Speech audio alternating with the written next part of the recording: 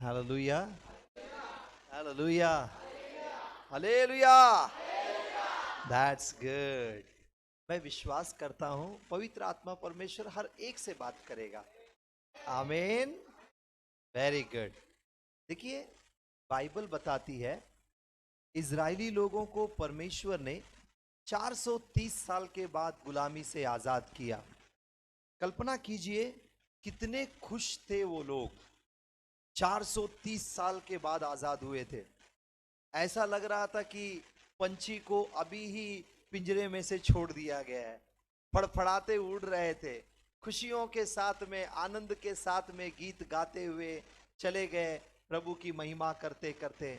इतना ही नहीं, दोपहर में धूप न लगे, महिमा का बादल, रात को उन्हें उजियाला मिले, आग का खंबा, और खाना स्वर्ग से पार्सल होकर मन्ना, और पानी चट्टान से, कड़वा पानी मीठा हो गया, पानी चट्टान से निकल के आने लगा। उन्होंने जो चाहा प्रभु ने उनको वो दिया। आमीन। अब ये लोग बड़े खुशियों के साथ में चलते चलते चलते होरेब के पहाड़ के पास आ गए। होरेब नाम के पहाड़ के पास आकर वहां पर बस गए। यही वो जगह था जहां पर वो लोग 10 महीने तक बस गए। बाइबल बताती है 10 महीने तक लगभग वहां पर वो लोग बस गए। ये बहुत बड़ा समय है। ट्रैवलिंग करने वाले लोगों को ज्यादा से ज्यादा 15 मिनट 20 मिनट आराम कर लेना काफी है ना। लेकिन ये लोग पैदल चलते थे, तो खैर मान लीजिए 2 दिन 4 दिन 6 दिन, ज्यादा ज्यादा 1 हफ्ता आराम कर लेना काफी है। लेकिन ये लोग वही ऐसा जगह था जहां पर 10 महीने तक आराम करने लगे। आपको याद आ रहा है, वही पहाड़ था जहां पर मूसा ऊपर चले गया, जिसको हम लोग सीनाई पर्वत कहते हैं, है ना। उसका दूसरा नाम होरेब है। उसी पहाड़ के पास मूसा भी ऊपर चले गए 40 दिन। और वाओ, और वहां पर भी बहुत जब से बड़ा गड़बड़ वहीं पर हुआ। याद है आपको क्या था गड़बड़? मूर्ति पूजा भी। अय्या। ओके, एनीवे, चलिए, सब कुछ हुआ वहीं पे। वही जगह था जहां पे वो लोग बस गए। अब बसने के बाद में सब कुछ सेटलमेंट हो गया। प्रभु ने दया किया, क्योंकि प्रभु अनुग्रहकारी, दयालु, विलंब से क्रोध करने वाला और अति करुणामय है। उसने उनको क्षमा किया, अपना लिया, सब ठीक हो गया। सब आगे बढ़ना चाहिए था, लेकिन ये आगे बढ़ने के बजाय वहीं बैठ के फोकट का खा रहे हैं, गपा गपा गपा गपा, है ना। तो परमेश्वर का थोड़ा सा दिमाग खराब हो गया। बोला, भाई क्या कर रहे हो तुम लोग यहाँ पे? हल, हुट, आगे बढ़। चलो पढ़े व्यवस्था विवरण पहला अध्याय 6 वचन पढ़ो। व्यवस्था विवरण पहला अध्याय 6 वचन देखो प्रभु क्या बोलते हैं। हाँ,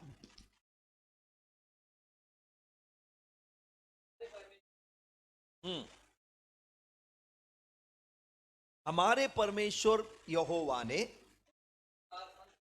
होरेब पहाड़ के पास हमसे कहा। तुम लोगों को इस पहाड़ के पास रहते हुए बहुत दिन हो गए। अरे भैया, तुम लोगों को यहां पर रहते हुए बहुत दिन बीत गए। हाँ, इसलिए अब यहाँ से कुछ करो। अब यहां से कुछ करो। कुछ बोलेगा तो क्या मालूम है क्या? बम्बैया भाषा नहीं है ये, थोड़ा सा हाई फाई भाषा है, ठीक है। कुछ बोलेगा तो हम लोग कुछ सोचने लगेंगे। कुछ का मतलब होता है बम्बैया भाषा में, चल बोरी बिस्तरा बांध के आगे निकल, ऐसा उसका मतलब है, चल आगे बढ़। तो और परमेश्वर कहता है कि आगे बढ़। यहां क्या कर रहा है? बस बस। तो अब समय है आगे बढ़ने का। अब एक जगह पे ठहरने का समय समाप्त हो गया।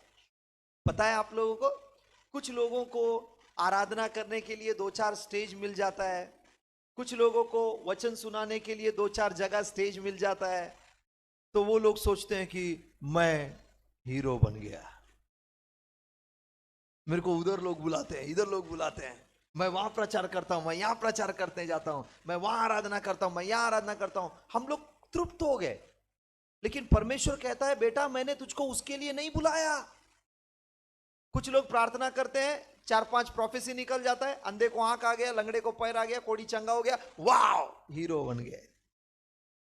प्रभु बोलता है, बेटा मैंने तुझको उसके लिए नहीं बुलाया, मैं तो तुझको बड़े बड़े कामों के लिए बुलाया हूं, और तू चंटर पंटर चीजों में तृप्त हो रहा है।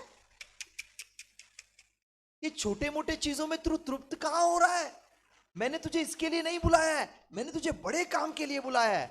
आज परमेश्वर हम लोगों को बहुत आगे ले जाने वाला है। आमीन। तैयार हो अभी आप?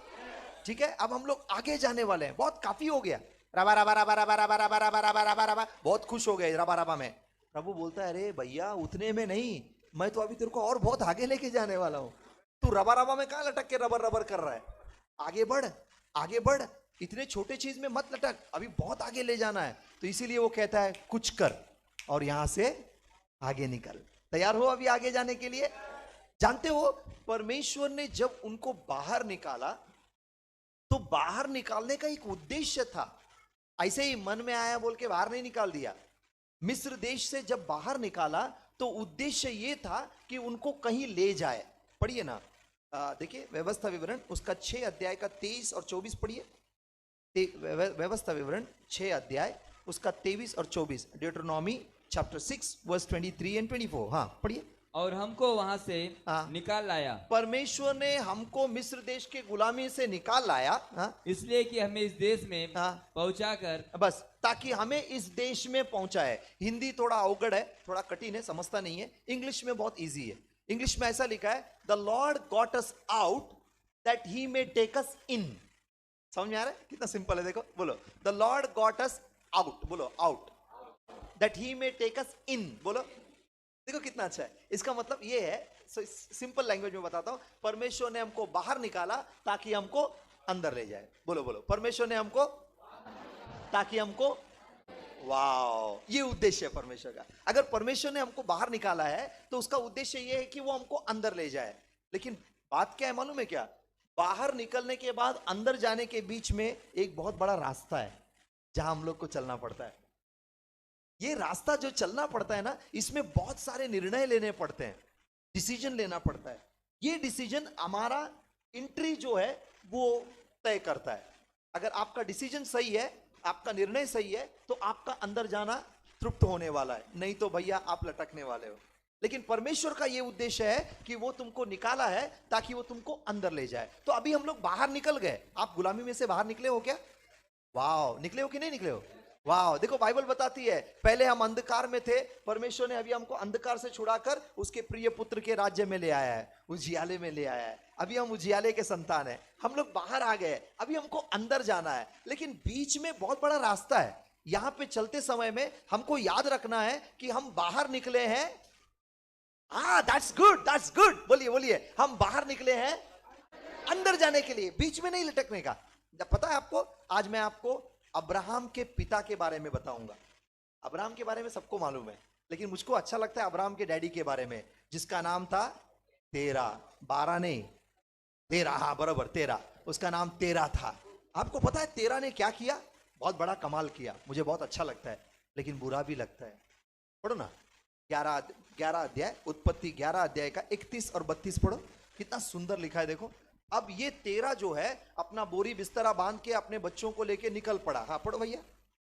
हाँ, तेरा अपने पुत्र अब्राहम, तेरा अपने पुत्र अब्राहम को, और अपने पोते लूत, हाँ, जो अहरान का पुत्र था, हाँ, और अपनी बहू सारे, जो हाँ, उसके पुत्र अब्राहम की पत्नी थी, हाँ, इन सबों को लेकर हाँ, कसदियों के उन नगर से हाँ, निकल कर, हाँ, कनान देश जाने को चला। देखो देखो क्या लिखा है। वो निकला कहां से? ऊर से, चैल्डियन प्रदेश से, अर्थात ऊर नाम के देश से वो निकला। अब उसको मालूम है कि ये जगह मेरे बच्चों के लिए ठीक नहीं है ना? उसको ऐसा लगा कि ये जगह मेरे बच्चों के लिए ठीक नहीं है। कभी कभी हमको भी ऐसे ही लगता है, हमको ऐसा लगता है कि ये जगह मेरे बच्चों के लिए ठीक नहीं है। आपको पता है, मैं शिवड़ी में रहता था। शिवड़ी में बचपन से पैदा हुआ, बड़ा हुआ, शादी हुआ, मैं वहीं पे रहता था। जब मेरा बच्चा हो गया तो मेरा आंख खुल गया। मैं बोला ये जगह मेरे बेटे के लिए ठीक नहीं है। फिर हम लोग वहां से 9 2 11 हो गए, हम वहां से निकल गए। बच्चा पैदा होने तक मेरे आंख खुले ही नहीं कि ये नगर ठीक नहीं है। जब मेरा बच्चा हुआ तो तब मुझे लगा कि मेरे बच्चे के लिए ये जगह ठीक नहीं है, इसीलिए मैं वहां से निकल गया। इसका मतलब कभी कभी हमको लगता है कि ये जगह मेरे लिए ठीक नहीं है, मेरे बच्चों के लिए ठीक नहीं है। ऐसा ही तेरा को भी लगा कि ये जगह मेरे लिए ठीक नहीं है, यहां से मुझे निकलना है। कहां जाना है? कनान। वाह, जोर से बोलिए ना, अरे जोर से बोलिए ना। जिसके बारे में परमेश्वर कहता है दूध और मधु की नदियां बहने वाली जगह मैं तुमको ले जाऊंगा। अब ये तेरा वहां से निकला, ऊर के प्रदेश से निकला, और कहां जा रहा है? जोर से बोलो, कहां जा रहा है? लेकिन जाते जाते रास्ते में उसका ट्रैक चेंज हो गया। ट्रैक चेंज हो गया। पढ़ो पढ़ो पढ़ो, ट्रैक देखो किधर गया, पढ़ो पढ़ो। हाँ पर हरान नामक देश हाँ, में हाँ पहुंचकर वही रहने लगा। बस गया। अय्या, वो निकला ऊर से जाने के लिए कनान में, बीच में एक शहर आया जिसका नाम था हारान, उधर जाके बस गया। अयो, और एक बड़ी दुख की बात बताऊं आपको, 205 साल का होके उधर ही मर गया, दफन हो गया उधर, आगे के वचन में लिखा है। इसका मतलब यह है, कई बार हम लोग निकलते हैं जाने के लिए लेकिन पहुंच नहीं पाते हैं, बीच में दफन हो जाते हैं। लेकिन आज की रात हमारी यही प्रार्थना है कि यहां पर उपस्थित एक भी व्यक्ति न रुके, अंत तक पहुंच जाए जहां पर परमेश्वर ने हमको बुलाया है। आमीन। बस वही उद्देश्य है आज हमारे संदेश का, बाकी कुछ नहीं है, बस वही है। तो आज हम लोग निकल गए, ऐसा ही होता है। चलिए ना, आपको मैं निर्णय के बारे में बताता हूं।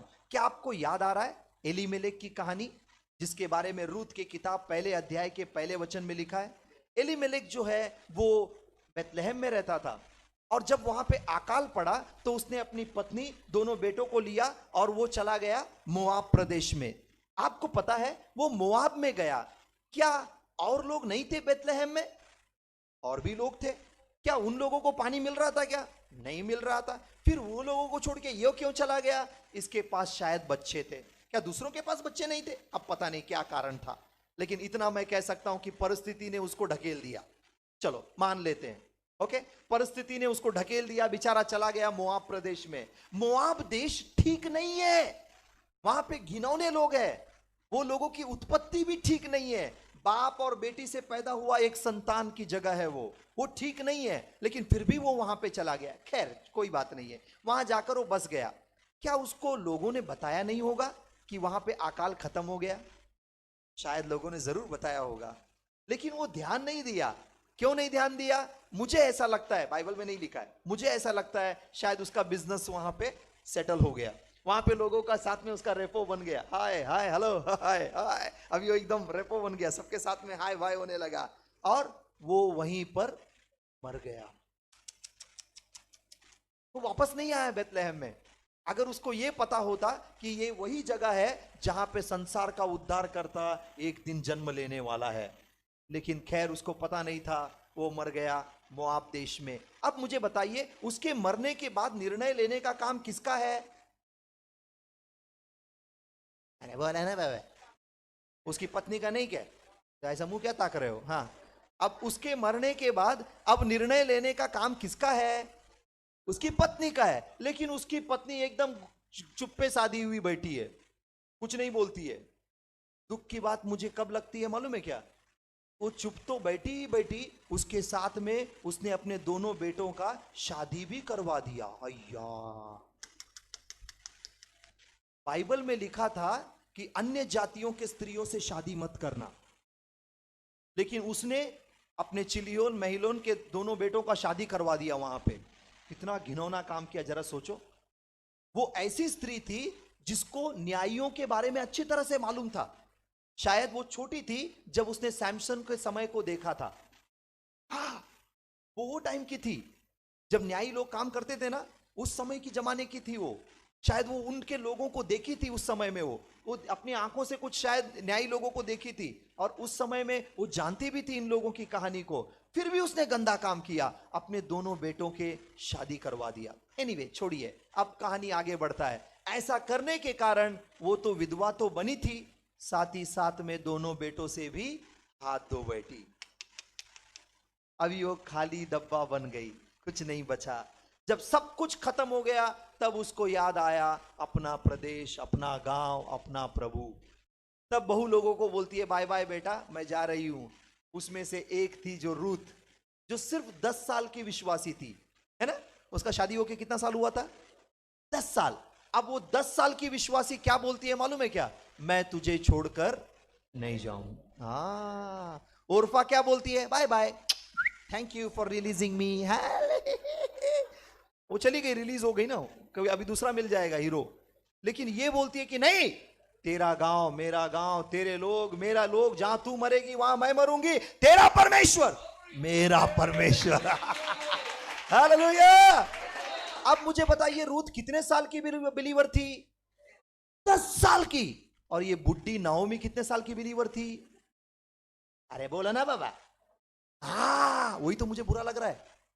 मुझे बुरा इस चीज का लग रहा है, ये बुड्ढी बचपन से संडे स्कूल में जाती थी, लेकिन इसका निर्णय कितना खराब था। ये लड़की 10 साल की बिलीवर है, लेकिन इसका निर्णय कितना अच्छा था। इसका मतलब क्या मालूम है? आजकल जो पुराने विश्वासी लोग हैं ना, उन लोगों का निर्णय खराब हो रहा है। क्यों मालूम है क्या? आम्हाला सर्व माहिती आहे, माझा बाप पास्टर आहे, माझा माझा आजोबा आजोबापासून आम्ही लोक हे आहोत। उनको क्या लगता है मालूम है क्या? हम लोग बहुत बड़ा विश्वासी लोग हैं, इसीलिए उन लोगों का निर्णय खराब है। लेकिन अभी जो नया नया विश्वासी लोग आया है ना, उन लोगों का निर्णय बहुत अच्छा है।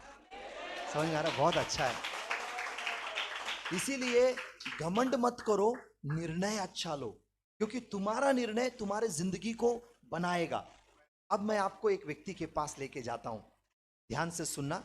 लेकिन उस व्यक्ति के पास लेके जाने से पहले मैं आपको एक बात बताना चाहता हूं। जानते हो रूत ने ऐसा निर्णय क्यों लिया? किसके कारण लिया? क्या वो यहोवा को जानती थी? यहोवा के चमत्कार को क्या उसने देखा था? फिर कैसे जानती थी? उसने नाओमी के चरित्र को देखा, उसने नाओमी के अंदर यहोवा को देखा। वो यहोवा को नहीं जानती थी, वो परमेश्वर को नहीं जानती थी, लेकिन नाओमी के अंदर उसने देखा।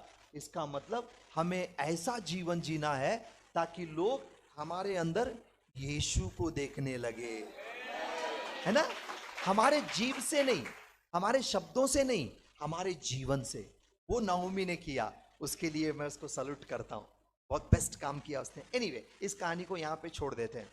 अब आ जाइए लूत के पास। किसके पास? लूत के पास। आपको पता है, लूत और अब्राहम दोनों एक जगह में खड़े हो जाते हैं। चाचा भतीजा को बोलता है, बेटा तू पूरब तो मैं पश्चिम, तू उत्तर तो मैं दक्षिण, दोनों के बीच में झगड़ा अच्छी बात नहीं है। तो वो बोलता है ठीक है अंकल। ऐसा देखता है, बोलता है वाओ क्या जगह है, सुपर्ब, सदोम और गोमोरा, और वो वहां पे चला जाता है। तो अंकल बोलता है बाय डार्लिंग, बाय बाय बोलकर वो यहां पे चला जाता है। अब हुआ क्या मालूम है? जब वो गया तो तब उसने देखा कि इतना सुंदर जगह। पढ़िए ना 13 अध्याय उसके 12 वचन को, उत्पत्ति 13 अध्याय का 12 वचन। अब वो चला गया कहां पर? सदोम के पास। अब सदोम नाम के शहर में बाइबल बताती है सदोम और गमोरा ऐसा था जैसे लगता था कि अदन की वाटिका, ऐसा बाइबल बताती है। और बाइबल ये भी बोलती है वो ऐसा लगता था जैसे स्वर्ग का garden, wow the garden of haven, ऐसा बाइबल में लिखा है। एनीवे, वो वहां पर गया और बोला वाओ मैं इसके अंदर जाके बस जाऊंगा। बसने से पहले उसने किसी से पूछा होगा। अब आप और मैं 1 BHK 2 BHK घर अगर खरीदते हैं तो कम से कम 10 क्वेश्चन पूछते हैं।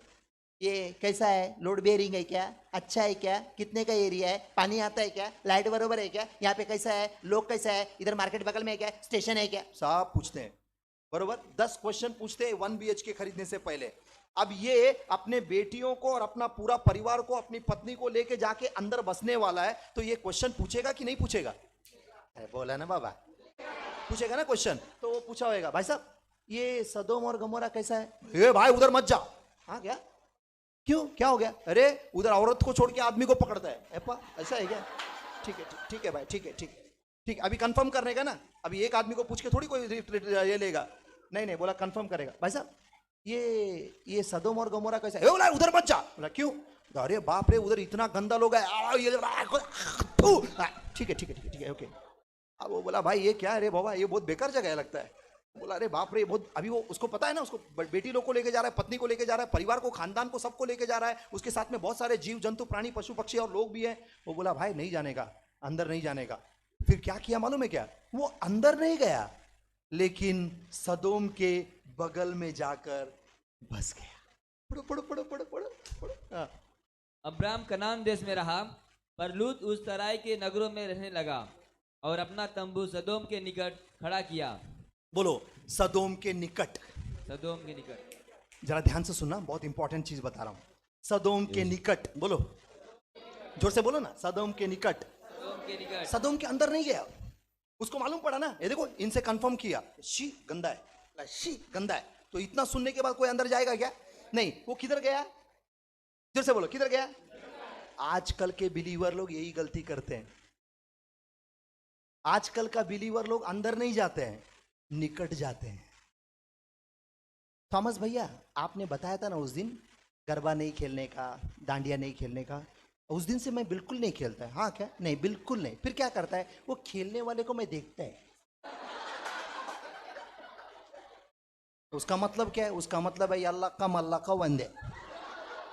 समझ में आ रहा है क्या? इसका मतलब अंदर नहीं गया, लेकिन किधर गया? हाँ, बगल में गया। बरोबर क्या नहीं? अब जानते हो क्या हुआ? हेलो, जानते हो क्या हुआ? मुझको कमाल लगता है। 13 अध्याय 12 वचन अभी हम लोगों ने पढ़ा, बरोबर? उसके ऊपर हाथ रखो। 14 अध्याय का 12 वचन पढ़ो, क्या लिखा है देखो। 14-12 पढ़ो, कितना सुंदर लिखा वचन देखो। और क्या? अब्राम का भतीजा लूत, हाँ। जो सदोम में रहता बस था। बस बस, किधर रहता था? किधर रहता था? मैं बोलेगा तो क्या? अप्रैल में? अरे बोलो ना बाबा, मैं बोले तो क्या? हिंदी नहीं समझता है, बोलो भाई। मैं का मतलब क्या है? अंदर। 13 अध्याय का 12 वचन में लिखा है निकट रहता था। 14 अध्याय का 12 वचन में लिखा है अंदर रहता था। अभी मेरा क्वेश्चन ये है, वो गया कब? मेरा बाइबल में तो नहीं लिखा है। मेरा बाइबल में मैं ढूंढता हूं, एक एक एक एक एक एक मात्रा ढूंढता हूं, मिलता ही नहीं है। वो उधर लिखा ही नहीं है। लेकिन बाइबल बोलता है वो अंदर था। अंदर गया कब? ध्यान से सुनो, एक्चुअली वो अंदर नहीं गया, वो बगल में ही है। तो बाइबल में उसको अंदर क्यों लिखा है? क्योंकि बाइबल जो है ना, वो निकट को अंदर मानता है। अगर आप नजदीक गए ना, तो बाइबल आपको नजदीक नहीं बोलेगा। बाइबल क्या बोलेगा मालूम है क्या? अंदर गया। हाँ, ऐसा क्यों मालूम है? बताता हूं, सुनो। अब यहां पे सदोम और गमोरा में 5 राजा लोग थे।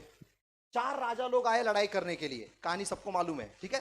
4 राजा लोग आए और इन लोगों को मार के लेके जाते टाइम पे किसको लेके गए? लूत को भी उठा के ले। समझ आ रहा है अभी आपको? क्यों? वो किधर था? बगल में था ना। अभी बाइबल जो है वो अंदर और बगल को कोई मतलब नहीं है, दोनों सेम ही है। उठा के लेके चले गए उसको। अब ध्यान से सुनो, कभी भी बगल में मत जाना, नजदीक मत जाना, बहुत डेंजर है। कुछ लोग बोलते हैं, ब्रदर मैं क्या दारू पीता क्या? शी, मैं क्या बियर पीता क्या? हट। वो मेरे दोस्त लोग पीते हैं तो उनके साथ में बैठ के मैं थम्स अप पीता हूं। अरे बेवकूफ, तू बगल गया कि नहीं? चोर के साथ में घूमने वाला चोरी तो माना जाता है, इसीलिए बगल में मत जाओ, बहुत डेंजर है। आपको याद आ रहा है याकूब? याकूब जो था ना बाइबल में, याकूब वो बहुत शाना था, बहुत शाना था। इसीलिए वो शेकेम के अंदर नहीं गया, शेकेम से दूर जाके उधर अपना टेंट लगाया। शेकेम से बहुत दूर जाके। तब आपको याद है याकूब की 12 बेटे थे, लेकिन सिर्फ एक बेटी थी। क्या दुलारी थी! मैं तो सोचता हूं तो सोचते रह जाता हूं। 12 भाई लोग आते थे, उसको पप्पी लेते थे, वाह। उसका डैडी आता था, उसको पप्पी लेता था, वाह। क्या प्रिंसेस थी वो, प्रिंसेस, अपने घर की रानी थी वो। 12 भाई लोगों का प्यार और बाप का प्यार, वाह। और एक दिन अपने पापा के पास आके बोलती है, पापा क्या हुआ?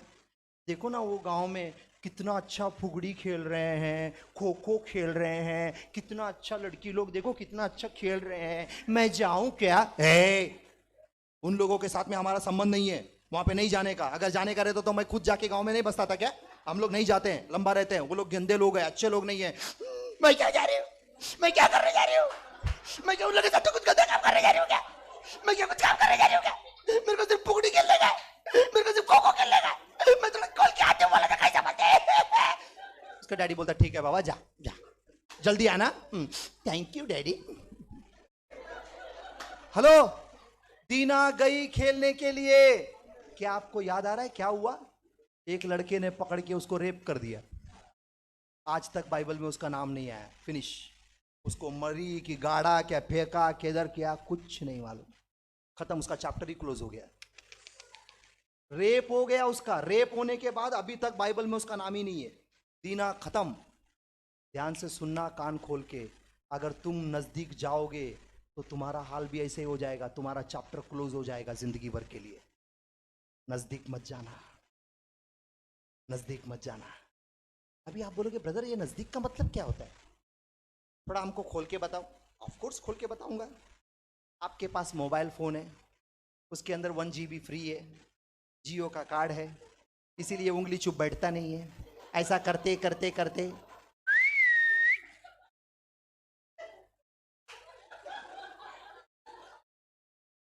मैं क्या व्यभिचार किया क्या, मैं क्या वेश्या के पास गया क्या, मैं क्या गंदा काम किया क्या, मैं क्या ये किया क्या, तो ये क्या है, ये भी तो वही है। इसी को बोलते हैं नजदीक। समझ में आ रहा है क्या अभी आपको? मेरा कजन ब्रदर मोजेस, उसकी कहानी बताता हूं आपको। रात को 10:30 बजे मैंने उसको पैसा दिया, बोला बेटा जल्दी से जाके थोड़ा दवा लेके आना, मम्मी को दे दे। वो बोला हाँ ना अभी आज लेके आता हूँ। गया, 11 बज गया, 11:30 बज गया, 11:45 बज गया, 12 बज गया, बोला अभी तक नहीं आया। मैं बोला जाने दे, वो लाके दे देगा मम्मी को। सो गया। रात को 1 बजे फोन आया, मैं बोला भाई इतना रात को 1 बजे कौन फोन कर रहा है? बोला हॅलो. हॅलो, हा मी इन्स्पेक्टर बोलतोय पोलीस स्टेशनवरनं. काय इन्स्पेक्टर? नाही नाही सर हे चुकीचा नंबर आहे. चुकीचा नंबर नाही, बरोबर आहे. बरोबर आहे. मग बोला बोला काय झालं? थॉमस आहे ना तुमचं नाव? मला हा माझं नाव थॉमस आहे. तुम्हाला कसं माहिती आहे? तुमचा भाऊ मोजस? हा तो आतमध्ये आतमध्ये. लवकर या लवकर या. मला काका काका काय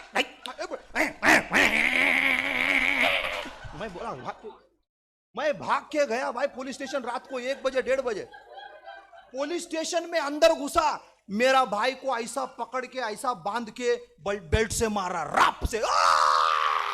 मेरा भाई रो रहा है, अंदर आवाज बाहर आ रहा है। मैं बोला साहब साहब साहब ऐसा मत करो साहब, मेरा भाई ऐसा नहीं है साहब, मेरा भाई गलत नहीं है साहब। क्या हो गया साहब, क्या हो गया? बोला तुम्हारा भाई दंगा कर रहा था, हमने उसको रंगे हाथ पकड़। बोला सर आपको गलत फहमी हुई है सर, उसके हाथ में चिट्ठी है सर, मैं लिख के दिया हूँ, पैसा दिया हूँ, मैं उसको मेडिकल स्टोर भेजा हूँ सर, ऐसा बिल्कुल नहीं है सर, मेरा भाई ऐसा गलत नहीं कर सकता है सर, आप उससे बात कीजिए। नहीं तुम्हारा भाई दंगा करते हुए पकड़ा गया है। मैं बोला सर 2 मिनट आप मुझको बात करने दीजिए ना सर। जाओ अंदर।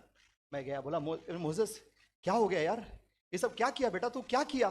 बोलता है अण्णा मैं कुछ नहीं किया। फिर बोला तू आया कैसे इधर, क्या हुआ क्या, वो तो बता। बोलता है अण्णा कुछ नहीं किया, मैं दंगा नहीं किया, उधर जंगा चल रहा था, मैं बगल में खड़े होके, आगे का कहानी सब मालूम है। इसीलिए बोल रहा हूं भैया बगल में मत जाओ,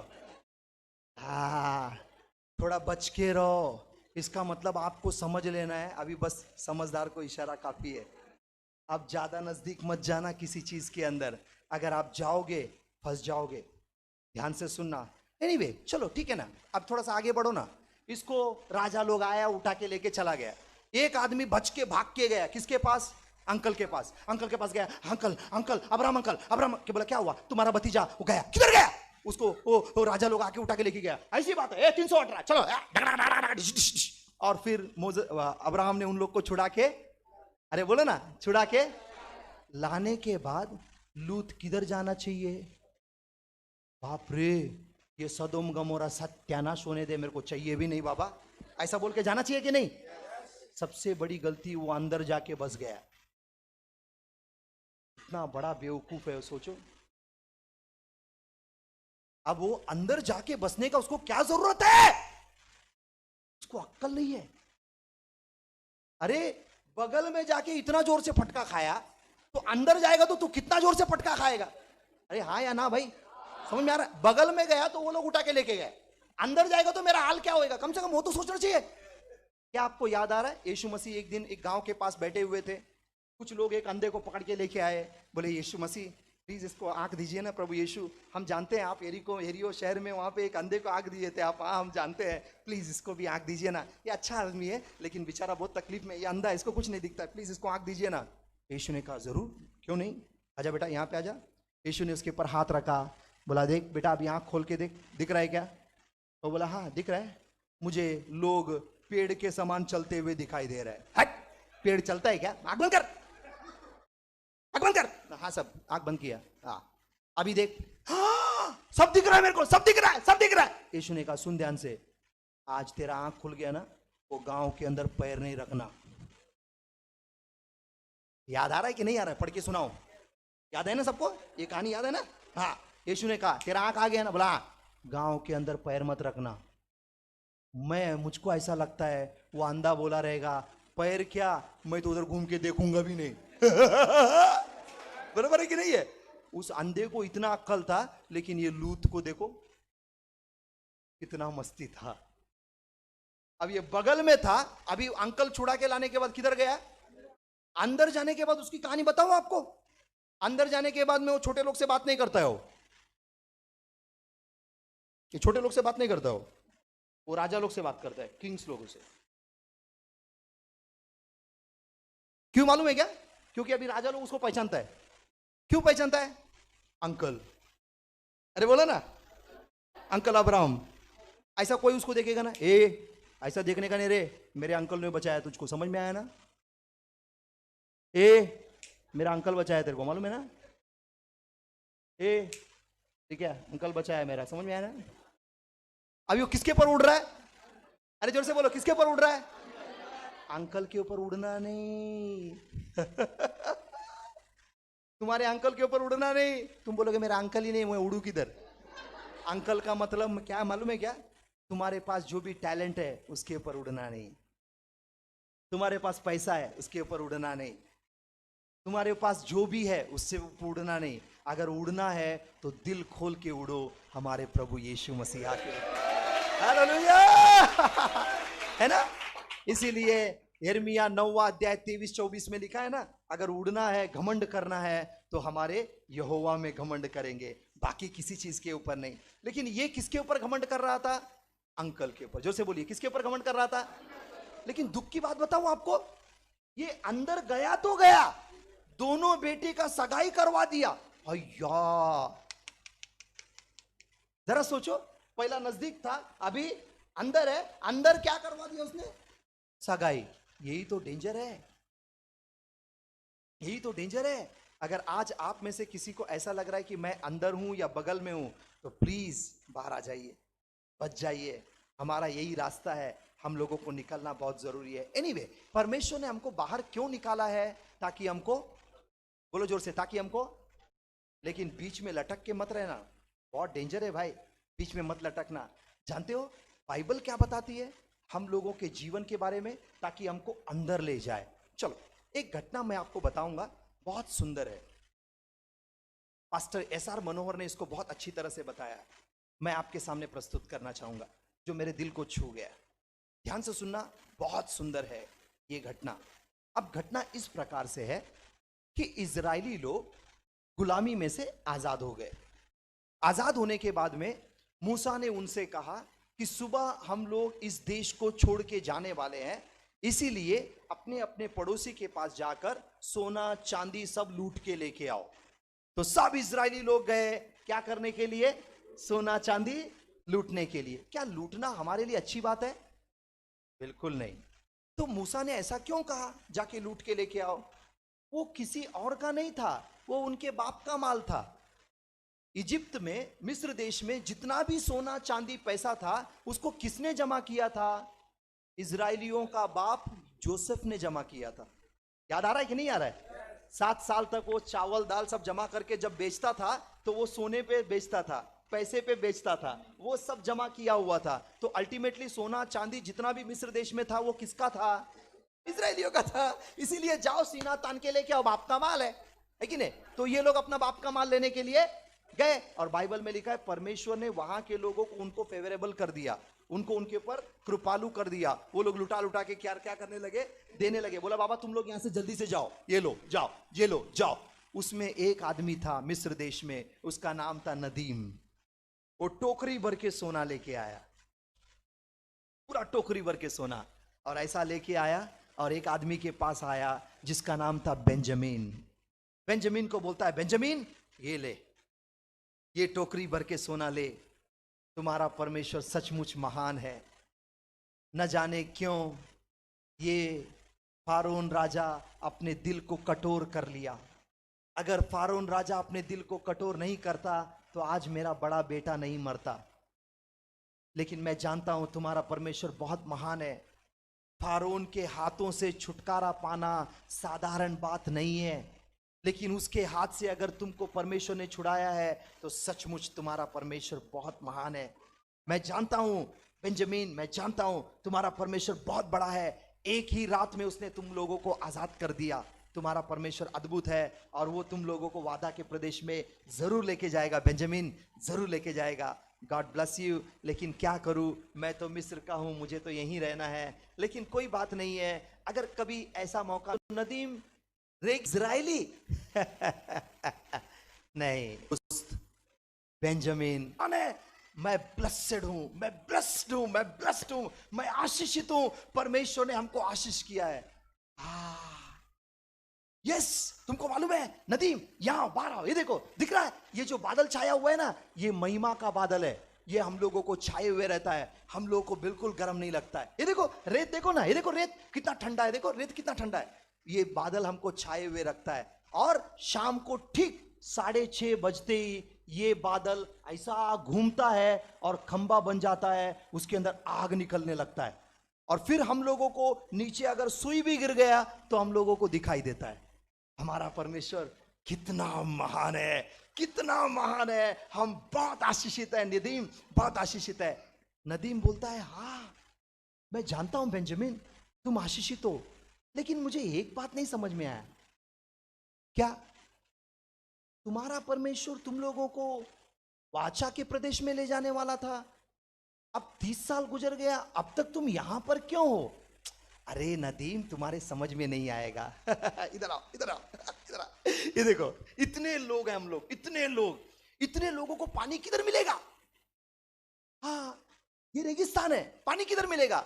हमारा परमेश्वर इतना महान है। ये देखो, ये दिख रहा है चट्टान, दिख रहा है, यहां से हम लोगों को पानी मिलता है। इतना ही नहीं, जब हम लोग चलते हैं तो ये चट्टान हमारे साथ में चलता है।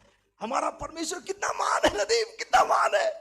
हाँ हाँ, इतना ही नहीं, अंदर आ जाओ, अंदर आ जाओ, मेरे टेंट में आ जाओ, अंदर आ जाओ। देखो मेरे घर में राशन का डब्बा है क्या? नहीं है। चावल दाल गेहूं कुछ दिख रहा है क्या? नहीं, कुछ नहीं दिख रहा है। फिर किधर से हम लोग खाना किधर से खाते हैं? अरे तुमको मालूम है हमारा परमेश्वर इतना महान है, सुबह सुबह हमारे लिए मन्ना भेजता है। हम लोग मन्ना खा के तृप्त हो जाते हैं। हम लोग धन्य है, हम लोग आशीषित है। परमेश्वर हम लोगों को ये सब चीजें दे रहा है, हम लोग बहुत खुश है नदीम, बहुत खुश है। प्रभु हमारा बड़ा अद्भुत आशीषित है। हाँ, बात तो ठीक है बेंजामिन, लेकिन एक बात मेरे समझ में नहीं आया बेंजामिन। क्या तुम्हारा प्रदेश, तुम परमेश्वर तुमको वाचा के प्रदेश में ले जाने वाला था ना, तो अभी तक तुम लोग यहां पर क्यों हो? अरे नदीम, तुझे नहीं समझेगा, इधर आ, इधर आ, इधर आ, इधर आ। ये देख, ये कौन है मालूम है? तू नहीं पहचानेगा। जिस दिन तू मुझको सोने का टोकरी लाके दिया था ना, उस दिन ये मेरा बेटा 5 साल का था, इतना छोटा। अब ये 30 साल का, 35 साल का हो गया। देख ये 35 साल का हो गया है। तुझको मालूम है, ये देख उसके हाथ में, उसके पैर में जो सैंडल दिख रहा है, सैंडल, जिस दिन तू मुझको मिलने आया था ना, उस दिन सैंडल इतना छोटा था, 5 साल का। अब ये 35 साल का हो गया, वही सैंडल है, सैंडल भी बड़ा हो रहा है। वाह, देखो उसका सैंडल बड़ा हो रहा है। अरे वही नहीं, मेरा सैंडल देख, मेरा सैंडल देख, देख मेरा सैंडल देख। मैं पिछले 30 साल से ये सैंडल पहन रहा हूं। इतना ही नहीं, उस दिन हम लोग छूटने वाले थे ना, उस दिन मैंने लोटे में पानी डाल के मैंने आयरन किया था। ये देखो मेरा शर्ट को देखो, मैंने एकदम इस्त्री मारा था, वो इस्त्री आज तक खराब नहीं हुआ। जैसा जैसा मैं बड़ा होता हूं, मेरा शर्ट भी बड़ा हो, मेरा पैंट भी बड़ा। वाह, मेरा परमेश्वर कितना महान है, तुमको क्या मालूम है नदीम, क्या मालूम है? हमारा परमेश्वर बहुत महान है, बहुत महान है। हम लोग बहुत आशीषित है। बात तो बिल्कुल सच है, लेकिन एक बात समझ में नहीं आया। क्या तुम्हारा परमेश्वर तुमको वाचा के प्रदेश में ले जाने वाला था, तुम लोग अभी तक यहां पे क्यों लटक के हो? ये सुनते ही बेंजामिन का मुंह शर्म से नीचे हो गया और वो रोने लगा। और फिर उसने कहा, यस नदीम, ये परमेश्वर की गलती नहीं है, ये हमारी गलती है। हमारे ही अविश्वास के कारण हम लोग पिछले 30 साल से जंगल में घूम रहे हैं, आज तक हम लोग नहीं पहुंच पाए। ये हमारा ही गुनाह है जिसके कारण हम लोग वहां तक नहीं पहुंच पाए। यस नदीम, ये हमारा ही मिस्टेक है। उस दिन नदीम के सामने इजरायली बेंजामिन का मुंह नीचे हो गया। आज यही हो रहा है। सुनो सुनो सुनो सुनो, आज यही हो रहा है विश्वासी लोग के साथ में। विश्वासी लोग खुश किस में है मालूम है क्या? मेरे पास घर है, प्रभु बहुत अच्छा है, मुझे घर दिया है। मैं पहले भाड़े के घर में रहता था, खुद का घर दिया है, प्रभु बहुत अच्छा है। अभी मुझे कार दिया है, प्रभु मुझे ये दिया है, प्रभु मुझे मिनिस्ट्री दिया है, प्रभु मुझे वो दिया है, प्रभु मुझे ये दिया है। लेकिन क्या आपको वाचा का प्रदेश मिला है? वाचा का प्रदेश इंपॉर्टेंट है। ये सब चीजें तो चंटर पंटर तुम्हारे पीछे भाग के आएगी। वाचा का प्रदेश इंपॉर्टेंट है। अभी आप बोलोगे ब्रदर वाचा का प्रदेश क्या होता है? वाचा का प्रदेश कुछ और नहीं, वाचा का प्रदेश का मतलब होता है प्रभु यीशु मसीह। जब तक हम जिंदा है तब तक हमारा वाचा का प्रदेश यीशु मसीह है। जब हम मर जाएंगे उस दिन वाचा का प्रदेश क्या होगा मालूम है क्या? सियोन देश हमारा है देश, रहते हैं हम परदेश, जाएंगे हम अपने देश। वो बाद वाला है, लेकिन जब तक जिंदा है तब तक हमारा वाचा का प्रदेश कौन है? यीशु। इसका मतलब हम लोगों को क्या हासिल करना है? यीशु को। अगर आपने बहुत बड़ा मिनिस्ट्री हासिल किया है, आप बहुत बड़े चमत्कार करते हैं, चंगाई करते हैं, प्रोफेसी करते हैं, हीलिंग करते हैं, मिरेकल करते हैं, बहुत अच्छे गीत गाते हैं, बहुत अच्छा टीचिंग देते हैं, बहुत अच्छी आराधना करते हैं, बहुत अच्छा म्यूजिक बजाते हैं, आपके पास बहुत सारे कैसेट है, या आप इंटरनेशनल स्पीकर है, या आप दुनिया में जाने जाते हो, हर कोई आपसे मिलना चाहता है, हर कोई आपको हाथ मिलाना चाहता है, आपका सिग्नेचर लेना चाहता है, आप बहुत बड़े इंसान हो, फिर भी आप उतने सिद्धता तक नहीं पहुंचे। सिद्धता तक पहुंचने का मतलब होता है यीशु को हासिल करना।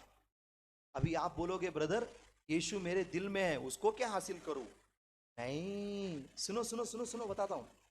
जब इजरायली लोग कनान देश में जाते थे तब परमेश्वर बोलता था वहां पे किसी को छोड़ना नहीं, सबको मार देना और उस प्रदेश को अपने वश में कर लेना। बरोबर कि नहीं है? अरे हाँ या ना?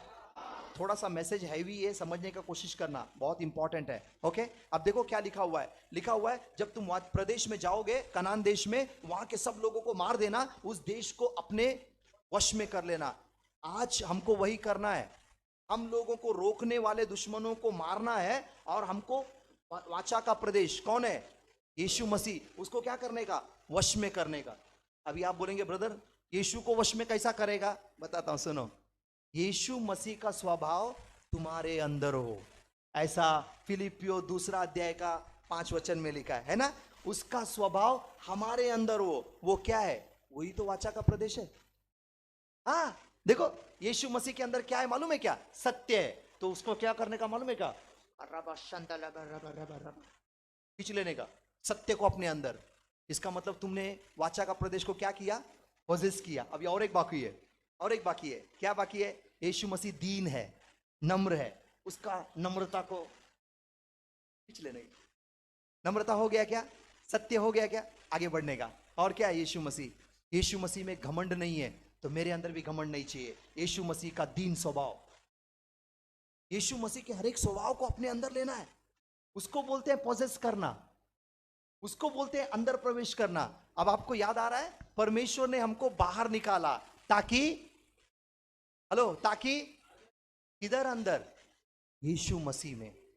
जब तक हम इस दुनिया में जिंदा है तब तक हम लोग यीशु को हासिल करते जाएंगे, करते जाएंगे, करते जाएंगे। और यीशु मसीह का वाचा का प्रदेश किधर है? मैं। बोलो किधर है? मैं। वो मुझको हासिल करना चाहता है। वो चाहता है कि मैं उसको, वो मुझको हासिल करे, और मैं चाहता हूं कि मैं उसको हासिल करूं। यही हमारा उद्देश्य है और कुछ नहीं है।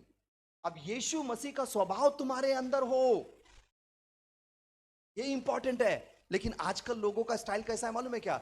ओ प्रभु बहुत अच्छा है, उसने मुझे ये दिया है। मैं उसके विरोध में नहीं हूं, मैं विरोध में नहीं हूं। अगर प्रभु ने आपको आशीष दिया है तो वो गलत नहीं है, वो आशीष है। गाड़ी बंगला घर दिया है तो अच्छी बात है, आपको चंगाई दिया है अच्छी बात है, लेकिन वही काफी नहीं है। यीशु कितना है तुम्हारे अंदर? लेकिन आज क्या हो गया मालूम है क्या? हमको सब आशीष मिल गया है, यीशु को साइड में रखा है। किसके जैसा? अभी बताया ना मैंने स्टोरी, बेंजामिन के जैसा। बेंजामिन को सब आशीष मिल गया, लेकिन वाचा का प्रदेश, जंगल में घूम रहे वो लोग। वैसे ही आज हमारा भी कहानी है, हमको सब आशीष मिल गया लेकिन यीशु नहीं मिला। क्या यीशु का दीनता तुम्हारे अंदर है? नहीं, मुंह खोलते ही पता चलता है तुम्हारे अंदर घमंड है। हाँ, इसका मतलब यीशु नहीं है, यीशु का स्वभाव नहीं है। बाकी सब है, बाकी सब आशीष है, लेकिन यीशु किधर है? इसीलिए आज हम लोग यीशु को हासिल करेंगे, यीशु को हासिल करेंगे अपने अंदर और ज्यादा और ज्यादा और ज्यादा। आज हम लोग ये कसम खा लेंगे कि मैं वाचा का प्रदेश को हासिल कर लूंगा। मेरा वाचा का प्रदेश कोई और नहीं है, प्रभु यीशु। उसका स्वभाव मेरे अंदर, दीनता। आपको 2-3, समय बहुत कम है, लेकिन 2-3 पॉइंट आपको जरूर बता दूंगा। आपको पता है आजकल हम लोगों को एक बात अच्छी तरह से समझना है, यीशु मसीह में किसी भी प्रकार का पाखंड नहीं था, ढोंग नहीं था, ढोंगीपन नहीं था। लेकिन आज बहुत सारे विश्वासियों के अंदर ढोंग है, ढोंग है। तो आज प्रभु यीशु मसीह हम लोगों को बोल रहे हैं कि ढोंगीपन को साइड में रख दो, बहुत डेंजर चीज है वो। तो आज हम लोगों के अंदर, हम लोगों को ढोंग नहीं चाहिए, सब कुछ ओपन चाहिए, जो कुछ है वो क्लियर चाहिए। और आज बहुत सारे विश्वासियों के अंदर झूठ है। झूठ जो है ना वो कॉमन है, एकदम कॉमन है। आज सेवा करने वाले भी झूठ बोलते हैं, विश्वासी लोग भी झूठ बोलते हैं, सब झूठ बोलते हैं। झूठ बोलने में मैं ऐसा नहीं बोलूंगा सब झूठ बोलते हैं, अधिकतर विश्वासी लोग झूठ बोलते हैं। क्यों मालूम है क्या? झूठ बोलना पाप नहीं माना जाता है आज के जमाने में, लेकिन बाइबल उसको मानता है। और बाइबल बाइबल है, हाँ माने हाँ, ना माने ना, फिनिश। आज आपको सोचना है, आज आपका निर्णय है। अगर आज आप प्रभु को अपने हाथों में अगर ये वश करना चाहते हो, वश करने के लिए आपको एक काम करना होगा। नहीं बोलते हैं, 80% सच बोलते हैं, 20% झूठ बोलते हैं ना। उसका दीनता, उसका नम्रता, उसका प्यार, हाँ, हम उसको पोजेस करेंगे। आज हम लोग बोलेंगे मुझे यीशु चाहिए। यीशु अगर आप है, हर एक चीज हमारे जीवन में इंपॉर्टेंट है, वो सब आपके पीछे भाग के आएगी, लेकिन प्रभु यीशु का स्वभाव पहले आना चाहिए। तो आज से हम लोग बोलेंगे प्रभु मुझे आपने अगर सारा आशीष दे दिया, पैसा, तो बहुत बुरा होगा आपके साथ, बहुत बुरा होगा। आज आपको पूरा सत्य का ज्ञान लेना जरूरी है। इसका मतलब क्या है? यीशु आपके अंदर, रग रग में यीशु, आपके गुणों में यीशु, आपके शब्दों में यीशु। इसीलिए बाइबल में लिखा है ना, उसके अंदर छल की बात नहीं थी। हाँ, उसके अंदर छल की बात नहीं थी। इसका मतलब क्या है? इसका मतलब यह है यीशु बहुत क्लियर था, क्रिस्टल क्लियर था। क्या मैं क्रिस्टल क्लियर हूं? सोचो, यीशु में घमंड नहीं था, क्या मेरे अंदर घमंड है? सोचो ना। तो आज हम लोग क्या करेंगे? उसके स्वभाव को वश में करेंगे। तो आज से आपका प्रार्थना क्या होना चाहिए मालूम है क्या? हे प्रभु मुझे तेरे जैसा बनना है ना? इसीलिए लिखा हुआ है ना मत्ती के 5वें अध्याय के 48 वचन में, जैसा तुम्हारा पिता सिद्ध है वैसा तुम भी सिद्ध बनो। तो आज हम लोग क्या बोलेंगे मालूम है क्या? मुझे आपके जैसा बनाइए, मुझे आपके जैसा सिद्ध बनाइए, मुझे आपके जैसा बनना है। मेरे नजर में, मेरे सुनने में, मेरे चाल चलन में, मेरे ख्यालों में, मेरे विचारों में, अगर आपको यीशु का स्वभाव मिल गया, हेलो ध्यान से सुनना, यीशु का स्वभाव मिलने का मतलब बहुत सिंपल है। यीशु के अंदर हम लोग और उतरते जाएंगे, और मुझे चाहिए प्रभु, और मुझे चाहिए। क्या आपको याद आ रहा है 31 राजा लोगों को मार दिया किसने? यहोशू ने, ताकि वाचा के प्रदेश को वो अपने वश में कर सके। लेकिन ध्यान से सुनना, ऐसा नहीं है कि ये आसान है, नहीं नहीं नहीं नहीं नहीं। जब आप यीशु मसीह के स्वभाव को अपने अंदर वश करना चाहोगे, तब बीच में राजा लोग आएंगे बड़े बड़े। हाँ, ओग, बाशान का राजा, सिहोन, ये सब लोग आएंगे बड़े बड़े, 14 फीट का, 13 फीट का, बहुत हट्टे कट्टे ये सब राजा लोग आएंगे। तब आपको डरना नहीं है, आपको बोलना ए चल साइड में हो जा। आपको पता है जब हम लोग यीशु को हासिल करने जाते हैं, तो सबसे बड़ा जो राजा हम लोगों को रोकने आता है, उसका नाम क्या है? उसका नाम है मैं। याद है ना? उसका नाम क्या है? मैं, अपना अहम। आपको तोड़ना पड़ेगा, अहम को तोड़ना पड़ेगा, आपको झुकना पड़ेगा। अगर आप घुटने टेक दोगे ना, तो मेरा परमेश्वर मनुष्य के ऊपर वो आप दया कर सकता है, तो वो तुम्हारे ऊपर क्यों नहीं करेगा?